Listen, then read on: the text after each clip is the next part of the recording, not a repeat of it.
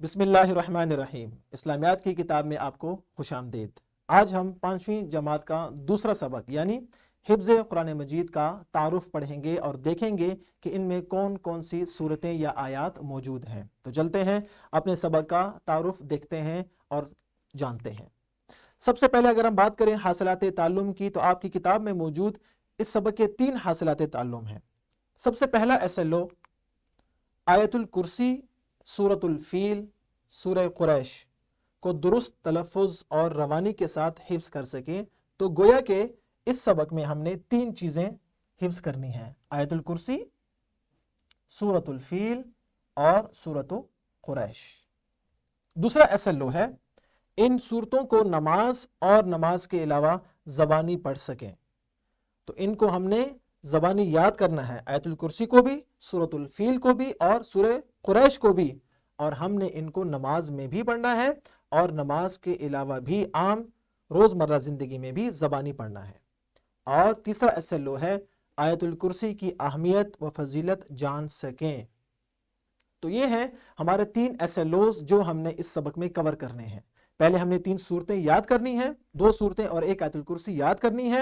उसके बाद हमने इन सूरतों को नमाज में और नमाज के अलावा रोज़मर्रा ज़िंदगी में ज़बानी पढ़ना है और बार बार पढ़ना है ताकि हमें अच्छी तरह ये सूरतें याद हो जाएं। और तीसरा SLO है हमने आयतुल कुर्सी की अहमियत और फजीलत को जानना है कि इसकी क्या अहमियत है, क्या फजीलत है और क्या फ़वाइद और बरकतें हैं।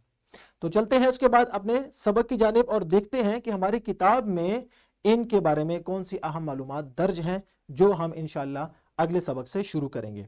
अगर हम किताब का सफ़ा देखें तो सबसे पहले आपके सामने ये QR कोड मौजूद है जिसकी मदद से आप ये वीडियो देख रहे हैं और ये तारुफ जान रहे हैं। उसके बाद है सबक का नाम यानी हिफ्ज़ कुरान मजीद और साथ ही इसका नंबर भी मौजूद है 1.2।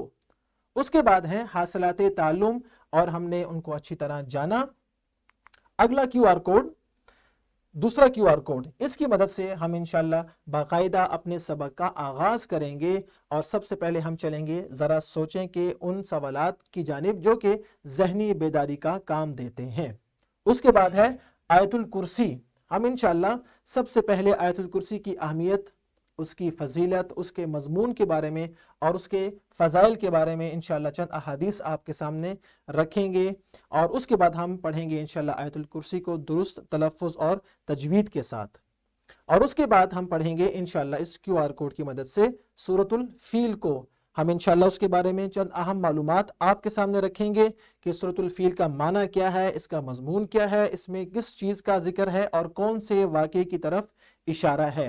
और अगले सफ़े पर मौजूद हम सूरतुल फील की तिलावत भी करेंगे इंशाअल्लाह मिलकर। आप उसके लिए बिल्कुल तैयार रहें।